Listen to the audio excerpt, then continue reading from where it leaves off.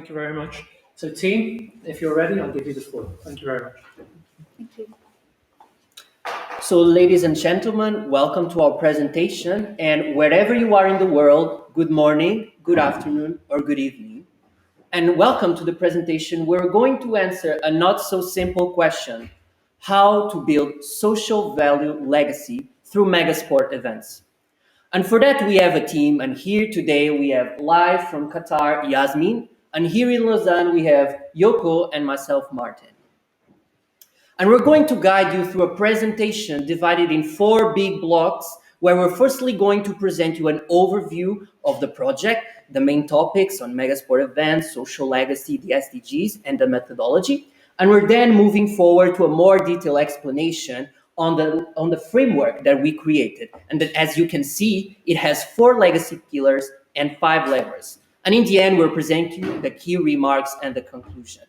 But firstly, let's introduce this topic more in detail through a short video.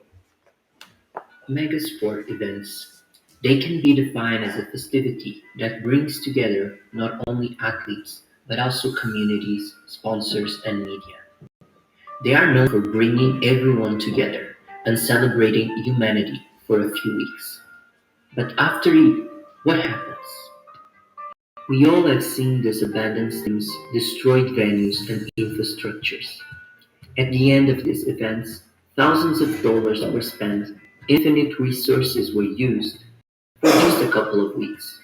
Most of the times, nothing stays for the host communities, cities, and people. That is why over the last decades, the concept of legacy has been widely debated and explored.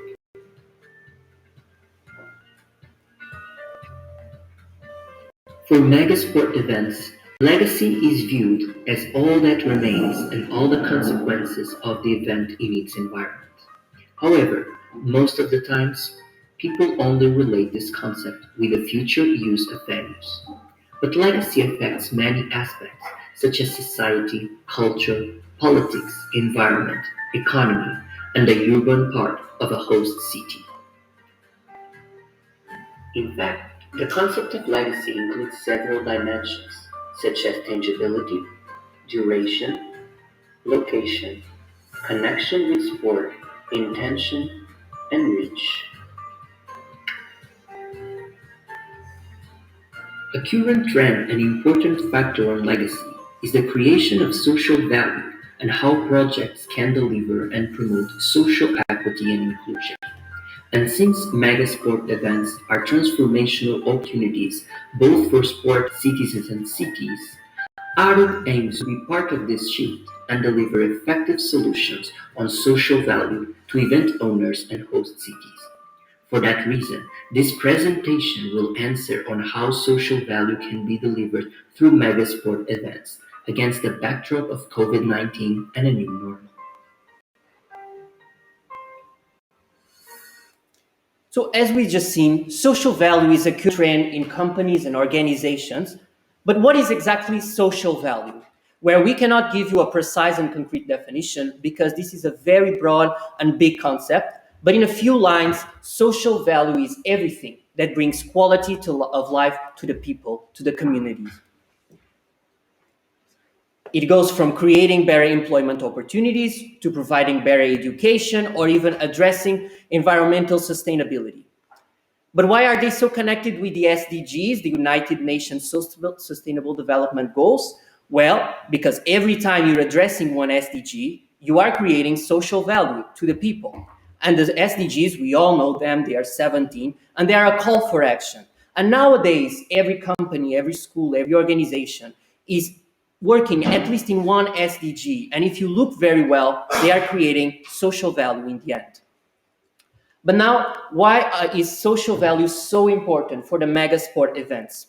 The answer is simple. We just saw that yes, the megasport events are a big transformational opportunities for host cities. So if we work very, very well on it, we are also able to use these megasport events to create social cohesion, to develop the self-esteem and the civic pride of people, to provide skills and working experience, as well as, of course, the obvious of promoting sporting habits.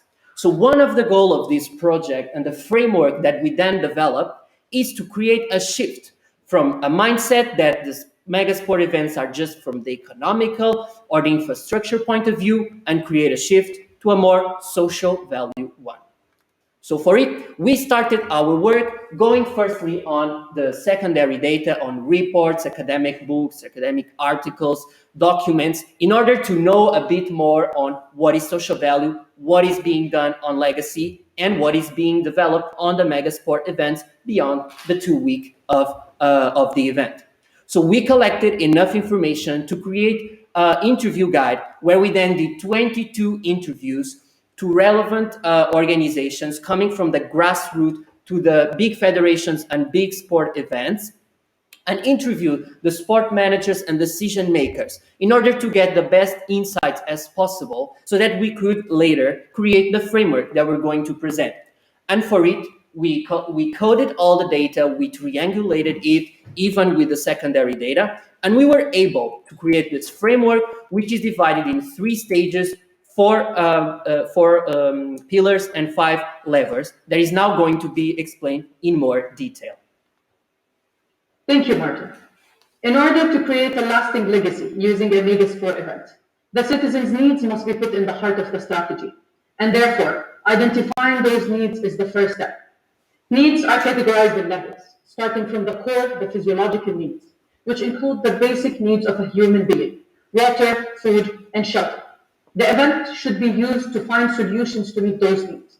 If no group suffers the lack of them, then the second level can be examined, followed by the third. To identify the needs, the bottom-up approach was suggested. Representatives of communities at the grassroots level should be consulted to examine the needs of vulnerable groups and to ensure that their basic needs are met. This makes the social value legacy stronger and defendable against the event's oppositions, which often organizers struggle with. Various tools were suggested to use, such as open calls, surveys, or interviews. And also fulfilling the needs level by level must be respected. Because basically, you can't tackle pride when people do not have food in their stomach or a roof on top of their head. Now let's dig deeper and explain the 4 pillars. However, as part of our methodology is to always have the linkage of and the influence of the SDGs framework, and therefore you will see the relevant SDGs at the bottom of each pillar. The first pillar: sport participation, health, and well-being. There is a misunderstanding and a confusion that by hosting a mega event, an increase in sport participation happened by default, which is not the case due to other influencing factors that play an essential role here. Recommendations we found from our research regarding this respective pillar. Number 1, to ensure that everyone has an access to the programs and that they are inclusive to all community groups. Number 2, focus the resources on a specific target group instead of the whole community at once. This has more power to create behavioral change. A recommendation came to work on youth and children, as they are the future and the long-term impact. Another point is the use of power that can be created by changing policies to force entities drive accessibility and inclusivity, which, for example, can lead into a level playing field if gender equality procedures and policies were implemented. And in order to increase sport participation, people need to feel the hype of the event. They need to experience being an inseparable part of it as it's their own. And that can be optimized by creating free public side events where people can discover and experience different sports. And lastly, in order for all of this to happen, joining forces and partnering with entities will strengthen your social value, and it's key for a bigger impact. Each entity has its own strengths and weaknesses. So relying on your strength and partnering with organizations that backs up your weaknesses is a smart move. Second pillar, economic growth, employment, and innovation. Here we are looking at the mega event as a booster for the economy and development of the host city. Recommendations we found is one, you should focus on supporting the local businesses and prioritizing the local procurement companies to inject money at the local market. as well to develop the skills and the knowledge of the locals by volunteering opportunities and investing in the knowledge transfer programs, which equip them with the essential skills the job market requires. One big project can be here is the access and the use of technology.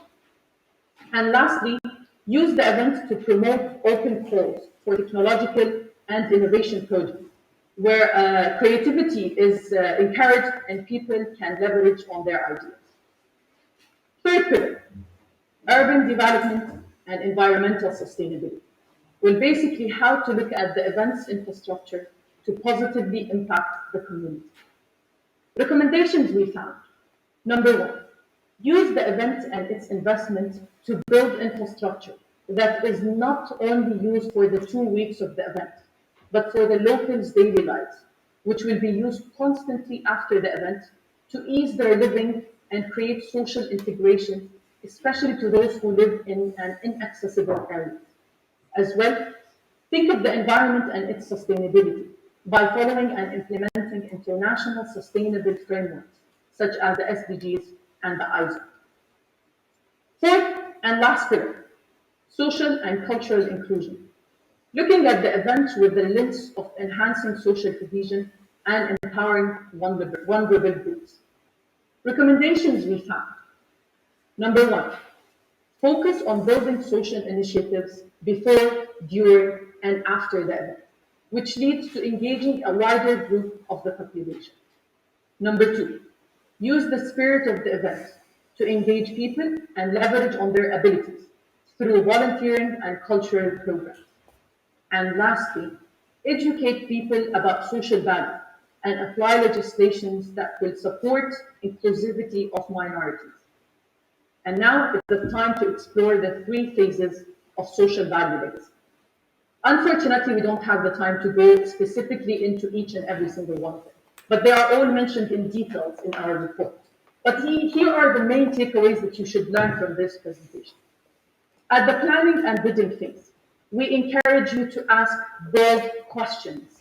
Be the person who sits at the back of the table and asks questions such as, who will be taking over the legacy after the event? Or does this objective serve the basic needs of the community? And so on and so forth. Second phase, finally, the event is coming soon and the deadlines are rushing up. And for this reason, we tell you to not lose focus on social value due to the event delivery. And third stage, congratulations, you just delivered the most epic event, well done. But now it's the time to continue the work for the long-term impact. And throughout the three phases, we always tell you to monitor and evaluate. So, what are the 5 levers that are essential for sustainable development of social value legacy? The first and one of the most significant lever is the creation of legacy foundation. Here, the issue is that local organizing committee will be dissolved after the events, although they are the one that usually be in charge of the legacy activities. Therefore, when the events are over, the responsibility around legacy will be unclear and all the activities that was planned and implemented will be faded away. To avoid this issue, most of the interview participants suggested to create a permanent entity which is separate from the local organizing committee for sustainable governance of the social value legacy. This would allow local organizing committee to focus more on the operational and delivery side of the mega sports events. Legacy's foundation should be the central actor when planning and managing all the rest of the 4 levers. Therefore, Legacy Foundation should be set up in the very early stage of the planning and bidding phase. It should also appoint a strong leadership who is committed to achieve the objectives and who can encourage the active participation from different stakeholders. The next one is funding. The issue with funding is that it can also be short-term, especially due to the halo effect of the mega sports events. Therefore, there was a call for a sustainable and long-term funding for the social value legacy. Funding source can be from the event's revenue, surplus, governments and public spendings, sponsorship, and NGOs or philanthropies. Without funding, there is no functioning of the social value legacy. Therefore, the planning of funding should also be happened when the Legacy Foundation is created. The next one is partnerships. The importance of partnership is also highlighted as one of the UN SDGs. Here, the long term is key again. Partnerships should also be associated with the local cities and communities so that they can provide employment opportunities for the local communities' citizens. It should also include a small and medium scale of organization, not only the large organizations, to enhance the diversity and inclusion in the local communities. Here, we really try to simplify the stakeholder relationship, but it can be very dynamic and complex at mega sports events. Therefore, having a strong leadership in the central would help to encourage the active engagement and collaboration between different stakeholders. The overall aim of the stakeholder engagement is to really develop a sense of ownership towards the events and legacy, and it should also build the confidence within the local communities. Therefore, having a clear communication on mission, vision, goal, and objectives, as well as each responsibilities, will be important. In the end, a stakeholder network can be remained as one of the legacy after the mega sports events. Initiatives are usually done with the partnerships and sponsorships. Therefore, after the development of partnerships, they can start planning the initiatives. Here, it's really important to have a basic needs in the central, and initiatives should be something that would really help expanding the social impacts after the events. In order not to lose focus from the local community's needs and issues, initiatives can be start from the local and grassroots level and expand it to a larger communities later. The last but inevitable lever is impacts measurement. Impacts measurement should also be planned at the planning and bidding phase before the implementation, which is not often the case at mega sports events. Constant measurement would allow the social value legacy to stay relevant for a very long term. Here, we're not going to discuss too much details on how you can measure the impacts, but overall, there is a mix of top-down approach and bottom approach that you can use. Top-down approach means you can apply the international standards such as ISO, GRI, UN SDGs, while bottom approach is that you should really use the method that is suitable for the local context. Impacts measurement should also be done with the partnerships with the local educational institutions for a better understanding and better use of the existing methods. It can also provide an on-field researching experience for the local students and researchers. So by sustaining all the 5 levers that we presented, you can really leverage opportunities to expand the social impacts for long term. As a conclusion, there are 3 main takeaways from this project. The first, you should really understand and address the local community's needs and issues. Secondly, we propose 4 fundamental pillars that would allow host cities to holistically reach different areas and needs of local communities. Lastly, planning ahead is very important, especially for the 5 levers that we presented. So to conclude, the importance of building social value is increasing in every project and every field, and mega sports events should be the leader in this instead of being the follower. Therefore, we would like to call for active engagement and collaboration from many stakeholders being involved at mega sports events. Thank you very much for listening. We will be happy to take any questions.